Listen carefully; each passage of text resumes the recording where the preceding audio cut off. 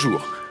On va être sérieux ce matin, on va être très sérieux. Vous savez qu'aujourd'hui, en France comme en Europe, toutes les 23 secondes, quelqu'un s'emmerde en entreprise. Alors on m'a dit récemment, demain sera différent. Vous entendez ça? Que demain le monde sera différent. C'est aujourd'hui que c'est différent. Faut arrêter de penser que demain sera différent. Aujourd'hui c'est différent. Les baby boomers, la génération X, la génération Y, la génération Z. Les prochains, ils ont même plus de lettres. Il va falloir des plaques minéralogiques maintenant pour la prochaine génération. On va les appeler comment? Et vous voulez qu'on mette une lettre autour de millions de personnes en disant « Ah bah ça y est, c'est la génération des digital natives, ils utilisent un ordinateur. » Oui, mais tout le monde utilise un ordinateur aujourd'hui.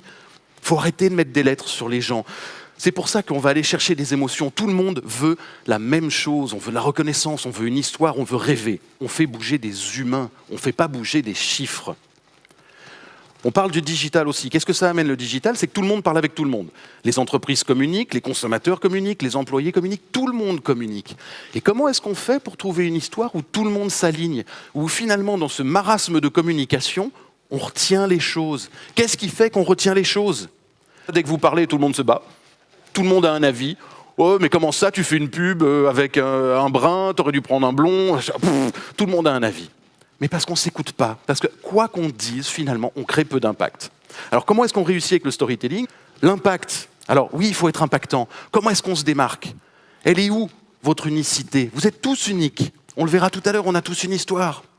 Donc on va créer de l'impact, on va se démarquer. On va être authentique. C'est ça la cohérence. C'est trouver mon style à moi.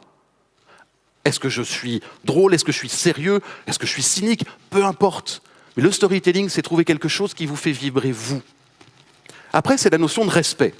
Et quand on fait du storytelling, quand vous faites une présentation, pensez toujours aux autres. Est-ce que les autres vont s'ennuyer ou pas? Et cette coquille, c'est ce qu'on appelle chez vous le charisme. C'est toute votre expérience, c'est votre vie, c'est qui vous êtes réellement, c'est ce que vous apportez. Et on a tous cette histoire au fond de nous.